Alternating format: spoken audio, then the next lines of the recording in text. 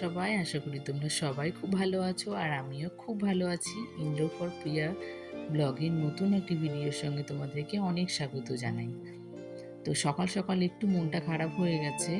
তো মন খারাপের কারণটা আমি পরে বলছি। তার আগে দেখো সকাল থেকেই আমি রান্নাঘর থেকে ব্লগটা স্টার্ট করলাম। কারণ আজকে হচ্ছে একটু ভালো খবর, মানে ভালো দিন হলেও মনটা একটু খারাপ, যেহেতু আজকে হাজবেন্ড রান্না করে খাওয়াচ্ছে, সেটা হচ্ছে খুব ভালো।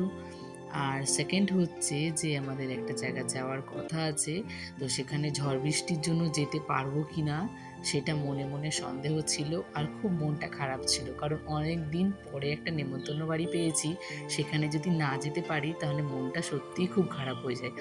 আর দেখো কেমন কিছুদিন এত গরম পড়েছিল, মনে হচ্ছিল বৃষ্টি হোক, বৃষ্টি হলে খুব ভালো লাগবে।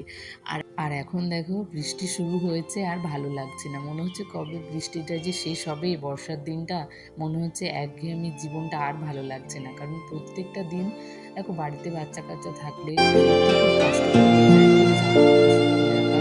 নিজেরা হলে না হয় বলবো যে কটা দিন একটু বর্ষা যখন আছে তাহলে একটু নিজেরা গুছিয়ে রাখতে হবে, চলবে।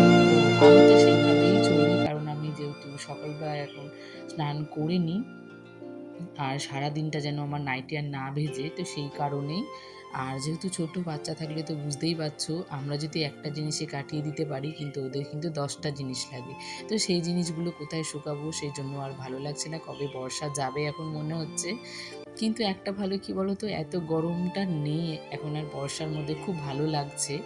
যে মানে সেই যে গরমটা ছিল সবার অস্বস্তিকর একটা, মানে প্রাণ যাওয়ার মতো যে গরমটা ছিল, সেই গরমটা এখন আর নেই। তো এটা হচ্ছে খুব ভালো। তো তোমাদের সাথে কথা বলতে বলতে আমার অনেকটা কাজ হয়ে গেছে। সকালবেলা পাস্তা বানিয়ে খেয়ে নিয়েছি সবাই মিলে। আর আমি পাস্তাটা আজকে খাইনি, আমার ভালো লাগছে না, রোজ রোজ পাস্তা খেতে আমার একটুও ভালো লাগে না। চাউমিনটা হলে দু একদিন ভালো লাগে, কিন্তু পাস্তাটা ওই দু একদিনই ভালো লেগেছে, তারপরে আর ভালো লাগছে না। তো পাস্তাটা ও খেয়েছে, আর মাম্মাম আর আমি একটু ছাতু খেয়েছি। তো আমি একটু ছাতু খেয়ে আজকে ভাবলাম যে আজকে সকালটা কাটাবো, এই জন্য আমি পাস্তাটা খাইনি, আমি সকালবেলা ছাতু খেয়ে নিয়েছি। তারপরে দেখো বড় দিকে আবার রান্না করতে চলে গেছে, যেহেতু ও সোয়াবিন খেতে খুব ভালোবাসে। আর আমি সোয়াবিনটা না রান্না করতে পারি না, এই জন্য সোয়াবিন করলে আমি ওকেই বলি রান্না করতে, সময় থাকলেও নিজের মতো করে রান্না করে নিয়ে নেয়। আর সত্যি আমার সোয়াবিন খেতে ভালোও লাগে না, আমার রান্না করতেও ভালো লাগে না। তো এখন যখন বলে তখন আমাকে করে দিতে হয়, কিন্তু মনে হয় আমার কাছে মনে হয় ভালোই হয় না, কিন্তু ও বলে যে ভালো হয়েছে। কিন্তু তারপরেও আমি ওকে বলি ওরটা ওকেই করে নিতে, কারণ সোয়াবিনটা আমার সত্যি একটু ভালো লাগে না, আমি পারিও না। ওদিকে রান্নাবান্না হয়ে গেছে, তারপরে আমি ঘরের দিকে চলে এসেছি, আর এদিকে হাজবেন্ড খেয়ে দিয়ে অফিসে চলে গেছে। তারপরে আমি একটু বিছানাটা একটু পরিষ্কার করে নিলাম, কারণ সকালবেলা ঘুম থেকে উঠে হচ্ছে তো আমাদের সেটাই কাজ, যে বাসি কাজগুলো কমপ্লিট করার পরে যে ঘরে কাজগুলো থাকে। তো ঘরে কাজ যতক্ষণ না ঘুম থেকে না উঠি ততক্ষণ কাজ থাকে না। তো ঘুম থেকে ওঠার পরে যে বিছানা গোছা, তারপরে ঘরের যে জিনিসপত্রগুলো এলোমেলো হয়ে থাকে, তো সেগুলো আমি একবারেই গোছাই। তার আগে আমি আর ঘরের হাত দিই না। যখন আমি বিছানা পরিষ্কার করতে আসি তখন আমি একেবারে ঘরটাকে ক্লিন করে নিই। তো আমার বিছানাপত্র তোলাও হয়ে গেছে, ঘর ক্লিন করা হয়ে গেছে, এদিকে আমার ঘর দুয়ার মোছাও হয়ে গেছে। আর তারপরে দেখো মাঝখানে অনেকটা সময় চলে গেছে। তো মনটা এই জন্যই খারাপ ছিল যে বিয়ে বাড়িতে যাব বলছিলাম, তো আদৌ যেতে পারবো কিনা এজন্য একটু মনটা খারাপ ছিল। তো তারপরে দেখলাম না, সারাদিন বৃষ্টি হওয়ার পরে যখন বিয়ে বাড়িতে যাব তখনও দেখি বৃষ্টি হচ্ছে। তো তারপরে মাঝখানে যখন দেখলাম যে বৃষ্টি হচ্ছে না, তাহলে ভালোই হয়েছে যে বৃষ্টি বৃষ্টি আর পড়বে না, বিয়ে বাড়িতে যাব। কিন্তু জানো তো রেডি হয়েছি তখন আবার বৃষ্টি শুরু হয়ে গেছে। এগুলো কি ভালো লাগে বলো? কিন্তু বাড়ির কাছে বলে যেতে পেরেছি, আর যদি দূরে হতো তাহলে হয়তো যেতাম না, আর যেতেও পারতাম না, কারণ মাম্মামকে নিয়ে বৃষ্টিতে ভিজে ভিজে যাওয়াটা সত্যি অসম্ভব। আমি একদিন বৃষ্টিতে ভিজে স্নান করেছি, তাতেই আমার এখন গলার এই অবস্থা, আর এত গলা ব্যথা করছে।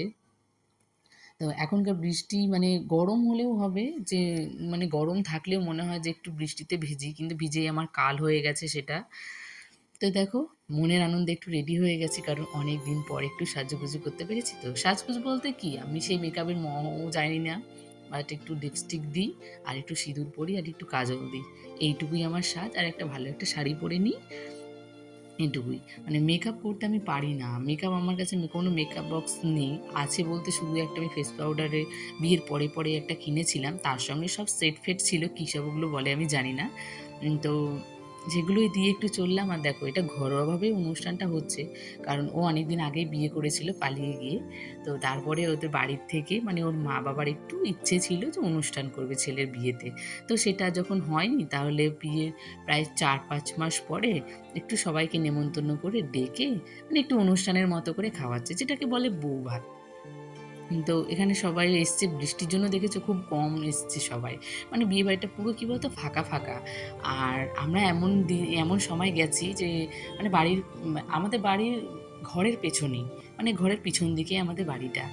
তো এজন্য আমরা গেছিলাম, তো বৃষ্টি হচ্ছিল, বেশ ভালোও লাগছিল, মনে একটা আনন্দ ছিল, সাজুগুজু করেছিলাম, তো গরমটা এত ছিল না বলে আরও বেশি ভালো লাগছিল।